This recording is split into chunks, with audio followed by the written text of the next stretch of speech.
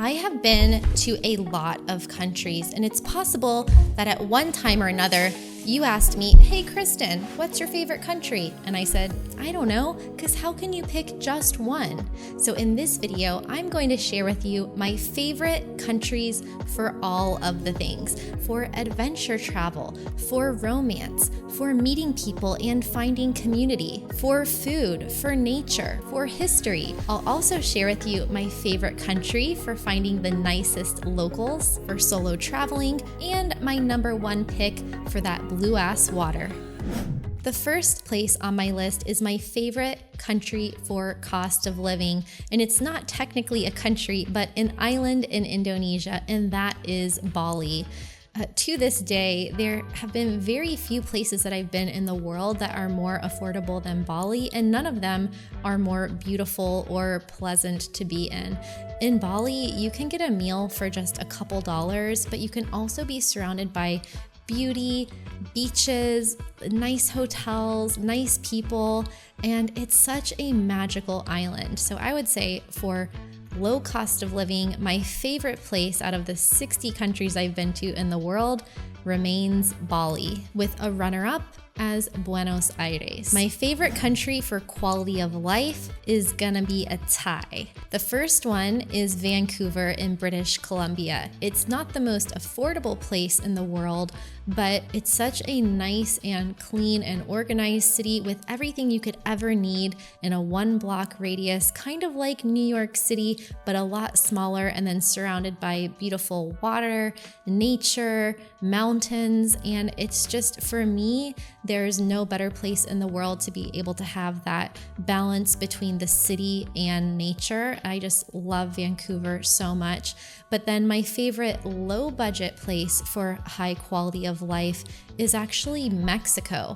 I find that Mexico is such a diverse country, and one of my favorite places to live is Playa del Carmen, where it's on the beach, but it has a really low cost of living. Everything is kind of open 24/7, or you can get anything delivered to you. And it just has a really good quality of life where everything's within walking distance. You don't need a car. The beach is right there. You're 30 minutes from Cancun International Airport, and you can fly from there anywhere in Mexico or around the world. I know a lot of people would choose Southeast Asia for quality of life, and that is gonna be on my list later, but for me, my top 2 favorite destinations are Vancouver and Mexico. Third is my favorite place in the world for adventure, the Osa Peninsula in Costa Rica. This is the southwestmost peninsula, and it really feels like you are at the end of the world. The Osa Peninsula is one of the most biodiverse places on the planet.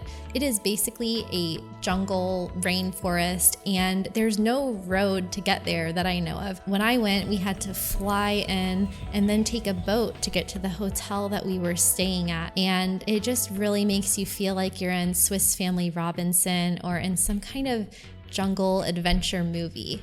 I definitely felt like an explorer while I was there. I saw lots of animals, lots of birds, dolphins everywhere, and I highly recommend it. My runner-up for adventure would have to be Peru. This is an underrated country that it's so diverse, so whether you're looking for mountains, rainforest, beaches for surfing, hiking Machu Picchu, Peru has everything, and it is such a big country, so it is an adventure to get around. Whether you're flying or taking a train or taking a bus, you can cover a lot of ground, but it is a pretty wild place, wide open spaces, and enough adventure to last a lifetime. Fourth on my list is romance, and the first place that comes to mind is very cliche, but it's very true, and it is around the Amalfi Coast region of Italy. This place is so beautiful, so picturesque, that when I went there, my friend and I decided that one of us had to get married there at some point, and if neither of us ever got married, then we would just go and throw a party there anyway, like a wedding reception, because it's that nice. And even though we were there on a girls' trip, I always felt like the Amalfi Coast or that entire region of Italy would be such a great place for a honeymoon, or I don't know, it's just very romantic and beautiful. Another one of my favorite places for romance would have to be Budapest, Hungary. There's something about the Chain Bridge and the views of the Danube River and that entire area between both sides of the city that is just ingrained in my memory for life. So that would probably be my favorite destination for love. Fifth is community. Now, I had a really weird situation where I was an expat for over 10 years before I became a digital nomad. So my community was all mostly in Costa Rica where I was living. But since I became nomadic, the best places that I have found community have definitely been, hands down, Bansko, Bulgaria. Bansko is a small town that was kind of put on the nomad map by other nomads. And because it's so small, you're bound to run into people that you know everywhere throughout the day. So whether you're just going out for a coffee or going to the co-working space or going for a hike up the mountain or going skiing in the winter, there is always a big group of international people that will join you. And so if you are a solo traveler, but you want to go somewhere to meet other people, or even if you're traveling with a couple, family, friends, Bansko is just a really great place. It's kind of like a digital nomad capital of the world these days. And because it's so small, you basically have locals and then expats and digital nomads. So it just makes it really easy to meet people. My runner-up for community would probably be Portugal, because there are so many popular places for the international community in Portugal. So whether you're in Lisbon or the Madeira Islands or the Algarve or Porto or anywhere in between, I have a video on the best places to live in Portugal, but you're never going to be far from an event or a way to make friends. Sixth, we have my favorite destinations for food. My favorite place for food would have to be Italy. Italy was the first country I traveled to in Europe when I was only 17, and I think it changed my palate and my life forever. There's something about the food in Italy that it just tastes so good, and it's very, very memorable, even if it's very simple food. After that, it would have to be a tie between Spain and Greece for all you foodies out there. I love Mediterranean food, and the food in Spain, I mean, these are countries that are known for their food, but there's something about the freshness and the quality, especially if you like small plates or tapas. Like, Spain really can't be beat. I could go on an eating tour of Spain for the rest of my life. And then Greece really surprised me. In Greece, I had just the most amazing salads, and everything was just bursting with flavor, and it just felt like I was eating the food out of the Mediterranean diet book. Like, everything is so fresh. The fish, the vegetables, the fruits, the cheeses, and even next door over in Cyprus, I once ate a pomegranate that changed my life.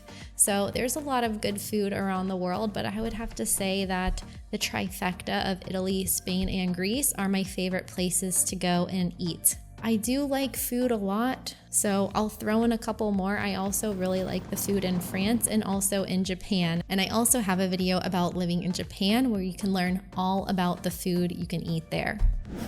For number 7, we have my favorite destinations for nature. Hands down, my favorite place in the world is Lofoten, Norway. So this is the northernmost part of Norway where you're actually in the Arctic Circle. And this place is just mind-bogglingly beautiful. We're talking beaches, mountains, islands, fjords, and it's very sparsely populated. So you can just go on these road trips through the archipelago of islands and, stay there for as long as possible because you're going to be pulling over a lot to take photos. So if you want to go hiking, if you want to be surrounded by nature, then Norway in general is great. Like, really anywhere in Norway is probably my favorite, but also the northern part is just absolutely stunning. One of the most beautiful places I've seen, and there's no natural predators. So compared to places like Canada, you don't need to be afraid of bears or wolves or, mountain lions. It's very safe. What about luxury? My favorite cities in the world for luxury are Tokyo, Paris, and a ski resort called Courchevel in the French Alps. So Tokyo has some of the best customer service and most luxurious hotels in the world. It is definitely a place that you can spend a lot of money on nice hotels, nice food, and first class everything. Paris also, you can have a luxurious experience in Paris without spending a lot of money, and just the surroundings and the architecture, the buildings, the art, the food, everything looks so beautiful, feels so luxurious that even if you're not staying at the Ritz-Carlton or something, you could still feel like you are having a luxury experience. And then Courchevel in the French Alps, this is a place that I had never heard of until I was invited there to a bachelorette party. And it is one of the most expensive places I've ever been to. And it's pretty bougie. I mean, it's a kind of a classist mountain where you have levels. So the higher you go up the mountain, the more expensive it gets. So you have budget travelers staying on the lower part of the mountain. And when you get to the peak, that is where the most expensive properties and villas and hotels are located, and the food. I think I spent $100 on a hamburger there. You really can't go out to eat for less than €100. When I think of luxury, I mean, they have a helicopter pad in an airport on the mountain for people to just come in from, I don't know, Russia or wherever. It's pricey. The 9th category is my favorite country for learning about history, and I'm very much interested in World War I and World War II. So if you're a World War II history buff, then you have to go to Germany. Berlin, especially Munich. There's something about being able to go to the museums and the memorials there, having the opportunity to go to a concentration camp. It just makes what happened so real. I have to say, it's quite surreal. Like, it's a little bit somber to be biking towards this place, and it's also so beautiful here. It's just very strange that it's in the middle of this town. I don't know, it's very unnatural. I actually cried walking through a lot of the museums and memorials, and I have gone to those types of museums in Washington, D.C. and other places, but I definitely feel like you're closer to the history when actually visiting Germany. I actually rode my bike from Munich to the concentration camp in Dachau, and that was an experience all in itself. So even though there are amazing historical sites around the world, that is the destination that really stands out to me. The 10th category is my favorite place to go surfing. So you may or may not know that I was a former competitive surfer. I was East Coast and national champion back in the day in the US, and I also studied abroad in Australia to train for surfing. So I have surfed all around the world, but I have to say that my favorite place to go surfing remains to be Australia, especially the Gold Coast. So the Gold Coast is known for having amazing waves, long point breaks, but one of my favorite things to do is to take a road trip from the Gold Coast, either north or south, and just surf my way along the coast. So if you are a surfer, you have to visit Australia someday. 11th is my favorite destination for relaxation, and here we are heading over to the tropics, to the Bay Island of Roatan in Honduras. I've been to a lot of islands, but Roatan is so beautiful. You feel like you are in a postcard. It really looks a lot like Hawaii, but I would say that Roatan would be my favorite place to just go and post up on the beach, have a nice drink, do nothing. And then my second runner-up would probably be pretty much anywhere in the Caribbean. I mean, I haven't been to all of the islands, but St. Lucia is one of the nicer ones for just rest, relaxation, sunsets. So if that's what you're looking for, head over to the Caribbean. The 12th category is my favorite place for the nicest locals. This was a tough one because there are really nice people in every country in the world, but I have 3 that stand out above the rest. I would say Japan, Cuba, and Nicaragua. And honestly, I've been blown away by the niceness of the people in Japan. I talked about it in my Living in Japan video, how people would really like bend over backwards and do anything to help you, and just genuine friendliness. There are some pros and cons to living in Japan, but I tell the story of how one time the guard on the metro went looking for my lost umbrella that I left on the subway, and then he called my cell phone and told me that he couldn't find it. I mean, I don't know if that would happen anywhere else in the world. And yeah, the people are just so friendly there. Also, in Nicaragua, it's one of the poorer countries in Latin America, but it definitely has like some of the nicest people I've ever met in the world. Same goes for Cuba, and I also have to include the Philippines. I have never met an unfriendly person in the Philippines, and a lot of my travel blogger friends feel the same way. So I guess that's 4 countries for my favorite destinations for the nicest locals. 13 is my favorite destination for solo travel. And here, I'm gonna say Thailand, but I'm also gonna give you a region of Southeast Asia. I think if you were to pick any country in Southeast Asia and then use that as a base to solo travel from, you're gonna have a blast. You're gonna save money because it is a really low cost of living there. But there are just so many places to go and see in such a concentrated area. You can take flights, you can take a motorcycle or moped around, and it's just such a fun place to go around and explore. You're bound to have adventures. You're bound to meet awesome people and have a lot of fun.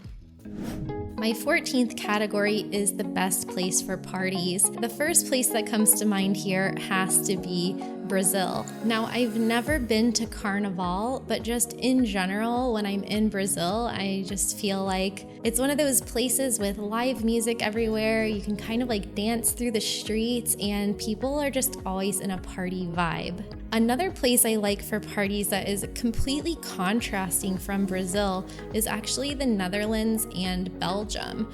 So these are places that have amazing music festivals, some of the biggest music festivals in the world. And even though the local population likes to work hard, they also like to play hard. So I have been really surprised and impressed by the different types of parties and nightlife going on over there. And my last category is where to find that Instagrammable water. And my favorite destination for this is Croatia. Croatia also looks like a postcard. It's so beautiful. And the Adriatic is actually calmer water than the Mediterranean. So it's perfect for sailing. It's perfect for relaxation, also good for parties. And it has so much sunshine there that it seems like it's always a blue sky and a sunny day. So if you want to get that contrast of the rocks and the mountains or the medieval cities with the clear blue water that it seems like it goes on forever, then Croatia, like I've never seen water that blue in my life. And if you like this video, also make sure to check out my video on the most underrated destinations in the world. But first, comment below which country is your favorite. And every time we ask for the bill, they just give us more dessert. What does that mean?